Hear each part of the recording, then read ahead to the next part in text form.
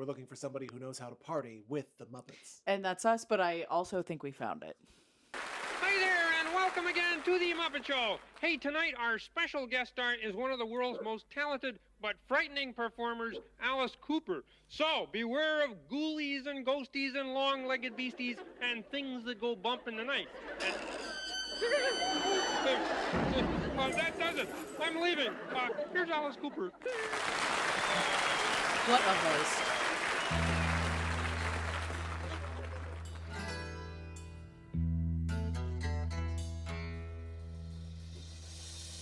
Welcome to my nightmare.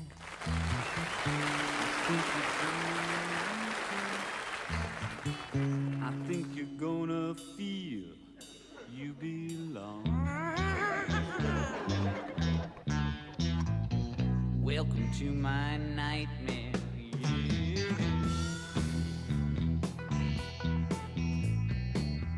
Welcome to my breakdown. I hope I didn't scare you. That's just the way we are when we come down. Yeah. We sweat and laugh and scream here, 'cause life is just a dream here.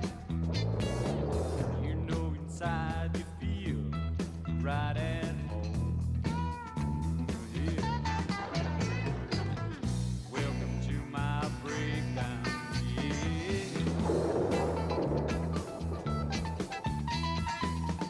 Welcome to my nightmare. Ooh.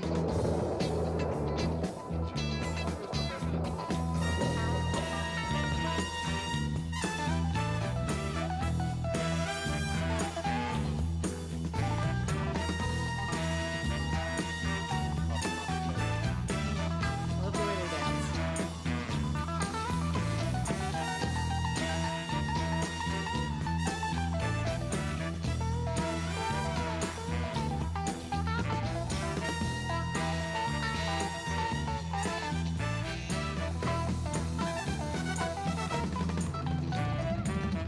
Welcome to my nightmare. I think you're gonna like it. I think you're gonna feel you belong. Welcome to my nightmare.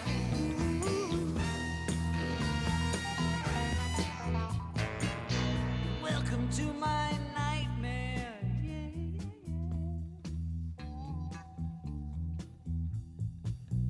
Welcome to my nightmare.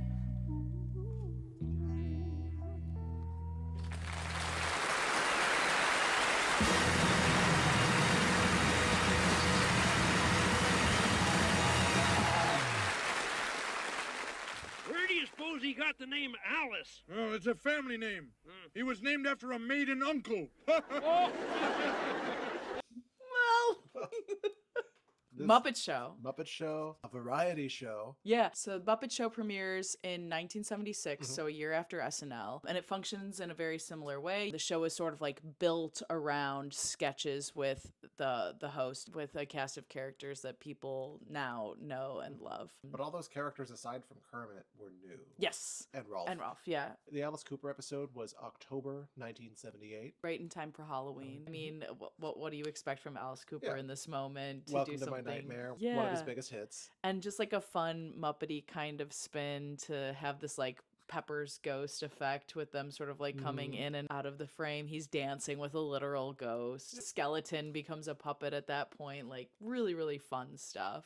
And the Muppet Show was family friendly, but was also edgy. There were jokes for adults that kids could feel cool for catching. This would have helped soften Alice Cooper a little bit by showing like, I can also be this mainstream thing. I'm scary, but I can also be on the radio. And a huge honor to host or be a guest on the Muppet Show as well. Yeah. Something that a lot of theater performers did back in the day, where like now you really don't see that much on like variety shows, which are essentially just SNL at this point. You kind of have to be like an A-list celebrity or athlete or like musician. But on the Muppet Show, my first thought guest is always Joel Grey. But we got Joel Grey, Ben Vereen, Ethel Merman, Pearl Bailey, Nancy Walker, Bernadette Peters. Bernadette Peters. Just a lot of of great theater performers. But they're great theater performers who also had TV or film crossover success. I think that goes to show how much there was so much room for theater people to go into other mediums rather than there seeming to be this stigma of, oh, they're from the theater world and no one cares about them.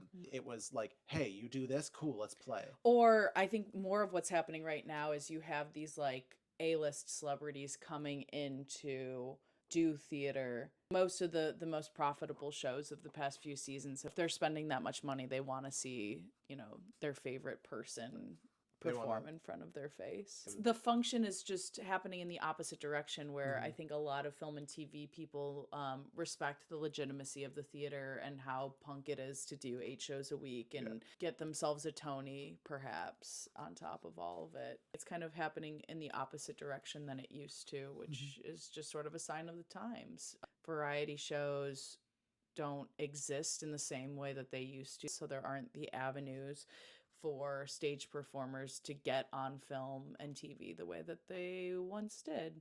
The Muppet Show, still very iconic. Obviously, the Muppets are still a huge thing. The Muppets are making their Broadway debut this year. That's worth mentioning as well. Rob Blake with the special guests, the Muppets. We'll see what that's all about. Obviously, Muppet Vision closed earlier this year, but they're doing the retheme of Rock and Roller Coaster with the Muppets. You want to talk to me about the Muppets like I don't know ball. I know ball. I love a Muppet performance. I think this one in particular is, like you said, pretty special because it is taking this sort of subversive rock star and making him a little bit more palatable for a wider audience, which is a cool thing that these types of shows were able to do as well. There's a similar thing with when Johnny Depp did John Waters' movie Crybaby. Crybaby gave him edge by working with John Waters because he was kind of a teen idol. And Johnny Depp made John Waters a little bit safer to say, like, look, and this person's down for it. It's two parties mutually benefiting each other. I got more than I gave and I wanted what I got. But no one else was in the room. Is that James Joyce? Leslie Odom Jr. would be a good Muppet Show host. Oh, somebody make it happen. Yeah. They're doing the reboot right now. Alex Timber's directing. Our fave. Of current theater stars, who would be good? Jennifer Simard. Jennifer Simard for sure. Christopher Sieber. And anybody in Death Becomes Her. Anybody in Death Becomes Her for sure. Give me Josh Gad in the Muppets. Slam dunk. Easy. Leslie for sure. Lynn for sure. Yeah. I want to see the Muppet Show bopping around with the band from Buena Vista Social Club. Oh my God. That's actually... Give me the Electric Mayhem. Unplugged. It'd be fun for the Muppets to go and see Lion King and they acknowledge that they're puppets. Not that the Muppets are puppets, but they're in the show are puppets. Like they're unfamiliar with the concept of puppets. That would be wow, fun. have you ever seen puppets in the audience before? Betsy Wolfe would do really well with puppets. Yeah, Alex Brightman. Made for it. Yeah. Oh, that's so fun. Like, who just has such a sense of play? I feel like Casey Likes would be funny to make stuff with the Muppets. Give me Jessica Vosk and the Muppets. Ooh, yeah. Vosk on the Street. They could do a whole segment. Oh my God, Jonathan Groff. Jonathan Groff with the Muppets? Because you know he would be talking to Kermit so earnestly. Oh my God. And there'd be a little bit of like, are they going to kiss? Yeah. Hello? Leslie Margarita. Yeah. Get Nicholas Christopher in there. I think he'd be good. Audra and the Muppets. Yes. Yeah. Oh my God.